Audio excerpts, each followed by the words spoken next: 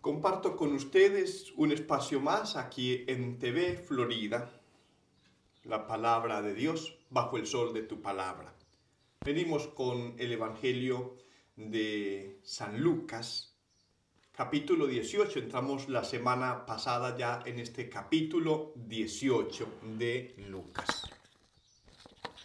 Bien, y hoy tenemos los versículos del capítulo 18, versículos del 9 en adelante. Dice el texto: porque algunos se tenían por justos y despreciaban a los demás, les contó esta parábola. Dos hombres subieron al templo a orar. Uno era fariseo, el otro recaudador de impuestos. El fariseo, de pie, oraba así en voz baja: oh Dios, te doy gracias, porque no soy como el resto de los hombres, ladrones, injustos, adúlteros, o como ese recaudador de impuestos. Ayuno 2 veces por semana y doy la 10ª parte de cuanto poseo. El recaudador de impuestos, de pie, a distancia, ni siquiera alzaba los ojos al cielo, sino que se golpeaba el pecho diciendo: oh Dios, ten piedad de este pecador. Les digo que éste volvió a casa absuelto y el otro no.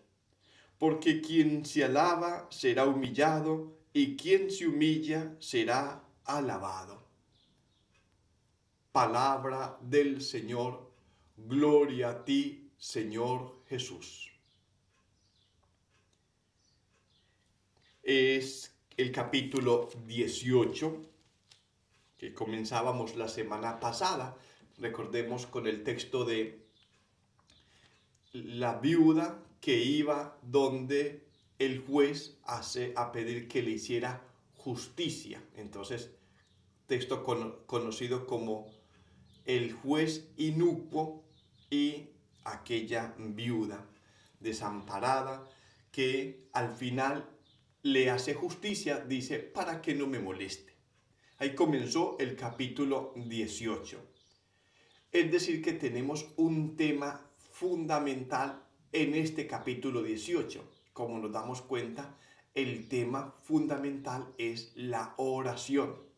Porque decía el texto, versículo 1 del capítulo 18, Jesús, para enseñar que es necesario orar siempre sin desanimarse, propuso esta parábola. Y ahí es donde viene la parábola de la viuda y aquel juez que al final le terminó haciendo justicia. Y entonces decía Jesús: y nuestro Padre no hará justicia a aquellos que le invocan de día y de noche. Les aseguro que en un abrir y cerrar de ojos les hará justicia. Pero ¿encontrará fe sobre la tierra cuando venga el Hijo del Hombre? ¿Encontrará fe? Y ahí es donde quedaba como esa cuestión que aún por lo menos a mí siempre me inquieta. Hay que perseverar en la fe. Pues continúa el tema de la oración. Y hoy tenemos 2 modelos de oración. Si la semana pasada podemos decir que el mensaje fundamental era orar, no desanimarnos, orar siempre, no desesperar cuando uno en la oración le pide algo a Dios y parece que Dios no lo escucha, que parece que Dios está en otra. No desanimarse. Orar, perseverar en la oración. Si este era el tema de la semana pasada, el tema de hoy podemos decir es la oración con humildad, la perseverancia y ahora otra cualidad para una verdadera oración. La oración tiene que ser con humildad. Y por eso, dice el texto, también lo hace Lucas para ayudarnos a nosotros nos dice que porque algunos se tenían por justos y despreciaban a los demás. Les contó esta parábola. Algunos se tenían por justos, por buenos y decían, yo soy el mejor de todos. Siempre digo que el peligro de los buenitos, el peligro de los buenos es la soberbia espiritual. La soberbia espiritual nos echa a perder. La soberbia espiritual es aquello de creerme mejor que el otro, que los otros. Creer que porque voy a la misa, porque hago alguna obra buena, entonces yo sí y los otros no. Eso no lo podemos nosotros determinar. Solo Dios sabe lo que va pasando por la vida, por la conciencia de cada persona. A nosotros lo que nos corresponde es perseverar, orar siempre al Señor, pero no desde una actitud prepotente. No se olviden, ustedes que me escuchan, que me ven, el peligro de los buenos es caer en la soberbia espiritual. Pero ¿cómo es eso? Sí, es que la soberbia espiritual está haciendo mella en mucha gente buena. Entonces, como nos creemos con derecho a, empezamos a comparar, a clasificar, le ponemos etiqueta a uno, al otro, este sí, este no, y pasa hasta en la familia. Hasta en las familias sucede esto, que dicen, porque siempre me mandan a mí, ¿por qué me toca a mí? Y al final, esa soberbia nos lleva a decir, porque yo sí y el otro no. Porque yo sí oro y el otro no. Porque yo sí trabajo y el otro no. Porque yo sí hago obras de caridad y el otro no. Esto es lo que está acá en el texto. Es una oración desde la arrogancia. Aunque lo que dice este publicano, dice el texto, porque algunos se tenían por justos y despreciaban a los demás, les contó esta parábola. Dice el texto ahí clarito. 2 hombres subieron al templo a orar. El templo, la casa de oración. La casa de Dios. El templo es la casa de Dios. El lugar para entrar a orar, a hablar con Dios. Por eso no hay nada más también contradictorio que hacer del templo un espacio para otra cosa. Desde siempre los templos han sido lugares de oración, de encuentro con el Señor. Y las visitas nuestras las dejamos para otro momento y en otro espacio. No significa que seamos antisociales, pero el templo es fundamentalmente lugar de encuentro con Dios. Con el hermano se supone que me he encontrado todos los días, permanentemente, ojalá que con Dios también, pero cuando uno saca ese momento para ir al templo, uno quiere tener silencio, uno quiere encontrarse con un ambiente de oración. Y la gente dice, ¿cómo se respira de paz en el templo? Es un lugar que me invita a la oración. Pero si hacemos a veces de nuestros templos corrillos, murmuraciones, ruidos, la gente que quiere orar pues no puede. Y tienen razón cuando empiezan a mirarlo a uno por ahí con ojos medio rayados, porque me están diciendo, por favor, yo quiero orar, yo quiero tener un ratito con el Señor. He venido acá a la casa de Dios, a la casa de nuestra Madre, la Virgen de los 33, para orar. Y es interesante porque el texto nos lo dice, subieron al templo a orar. A nuestros templos vamos a orar. Y ojalá que la oración no quede reducida solo a sus momentos en el templo. Jesús dijo también, cuando vayas a orar, entra a tu cuarto, cierra la puerta de tu cuarto y ora a tu Padre. Y Dios que ve en lo escondido, te dará consuelo, te dará consuelo. Es decir, Él te escuchará. Dos hombres, y dice que uno de ellos era fariseo. El fariseo de pie oraba así en voz baja: oh Dios, te doy gracias.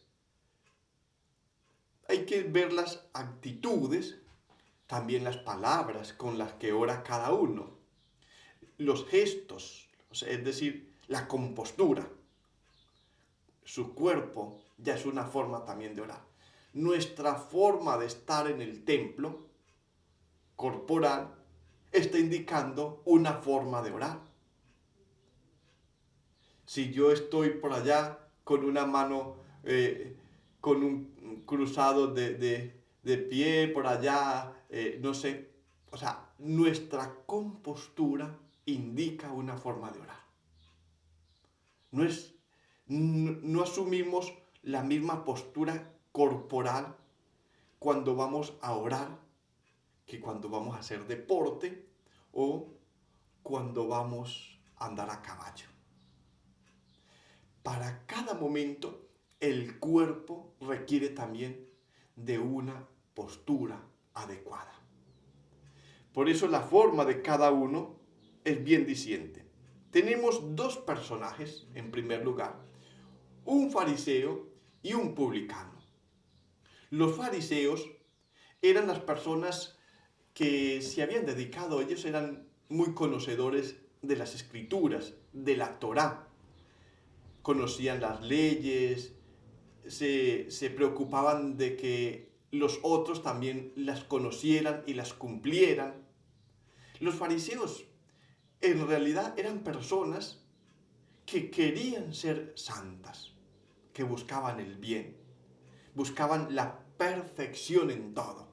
Y eso es muy bueno, eso es muy loable en los fariseos. Pero, ¿cómo sucede? Aunque la doctrina, el pensamiento y seguramente en su mayoría los fariseos eran buenos, pero ¿cómo sucede? Por ahí nos falta alguno que se fanatiza, que se desvía del propósito verdadero y hace quedar mal al resto de los fariseos. Entonces ya decimos todos los fariseos. No, eso también es importante tenerlo presente. No todos los fariseos. De hecho, muchos fariseos aceptaron a Jesús, siguieron a Jesús y fueron santos. Pablo fue un gran fariseo. Antes del encuentro con Jesús resucitado, Pablo fue un gran fariseo. Excelente en todo. Él era un cumplidor, yo diría escrupuloso de la Torá, de la ley. Pero eso, algunos se fanatizan, algunos se creen con derecho a, ¿qué es lo que sucede también en la práctica religiosa hoy, en nuestra fe cristiana católica? Ser católico es muy bueno, o sea, es un ideal sublime. Uno ser cristiano católico es de verdad que es poner la vara altísima.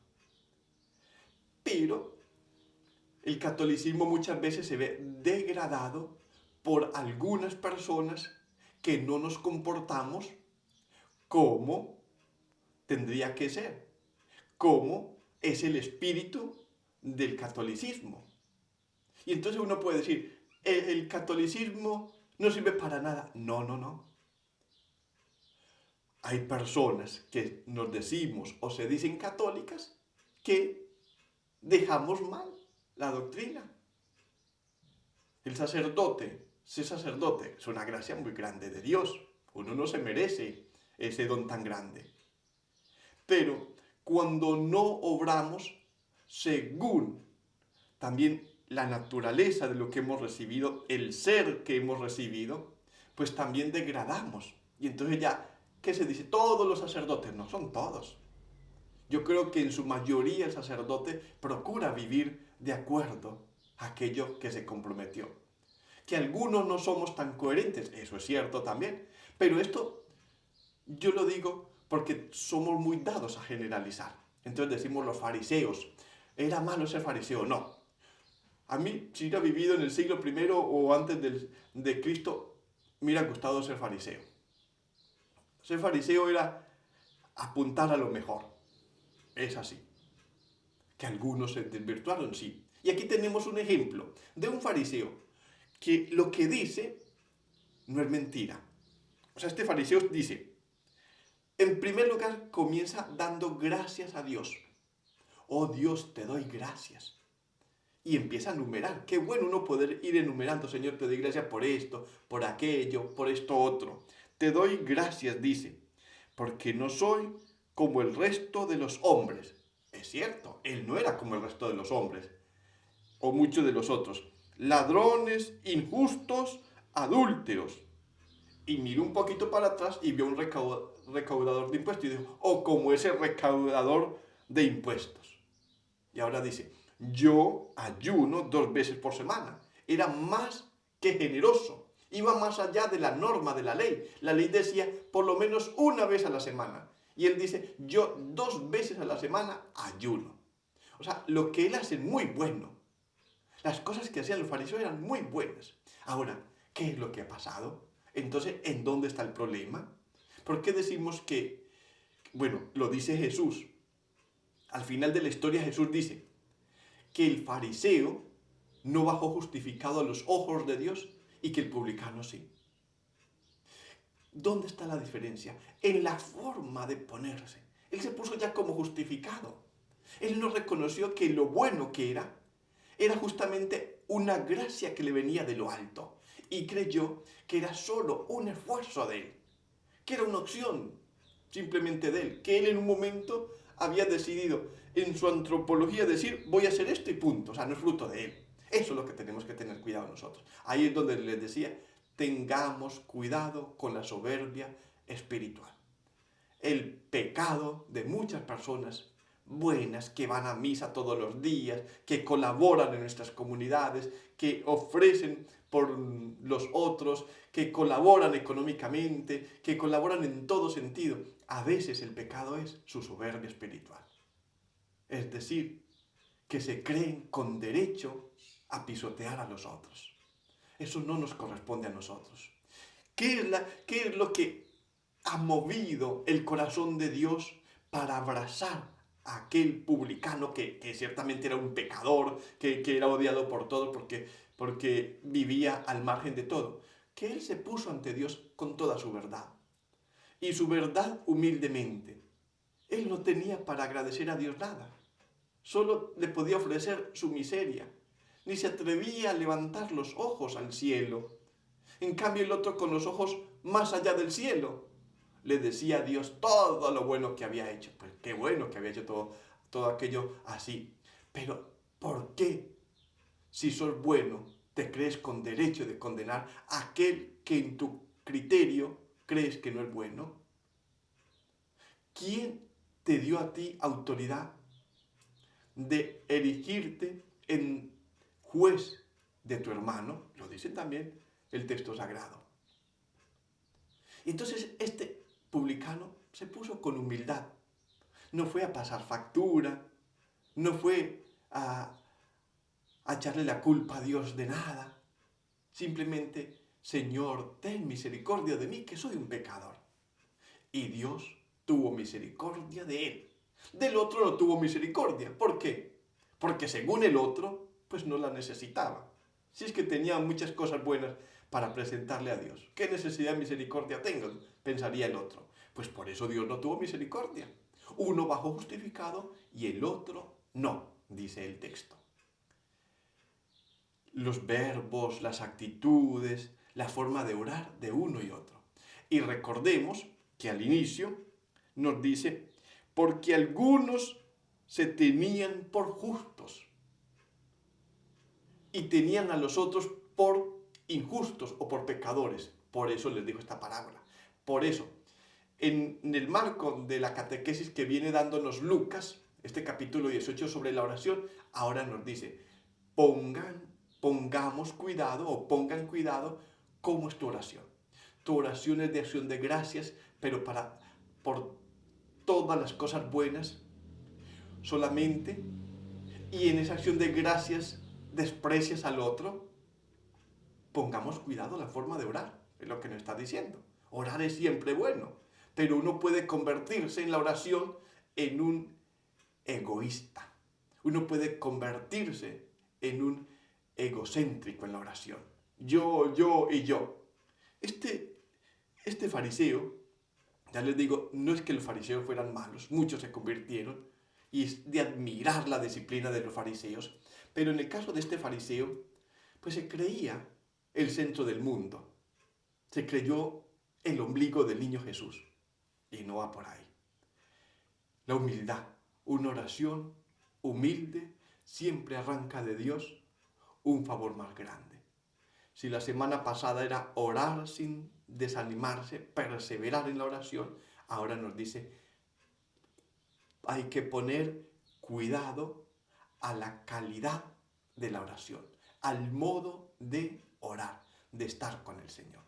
Al Señor no vamos a condenar a unos y a justificar a otros. Al Señor vamos con nuestra verdad. Le damos gracias. Él se encargará de todo lo demás. Ya estamos por comenzar la novena. Este 31 de octubre vamos a comenzar la novena en honor a la Virgen de los 33.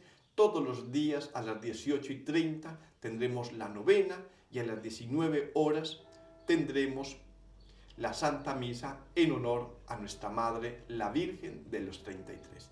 Dios los bendiga a todos. María Santísima y San José, tenemos acá, estén siempre acompañándonos y guiándonos a todos nosotros por el camino de la verdad.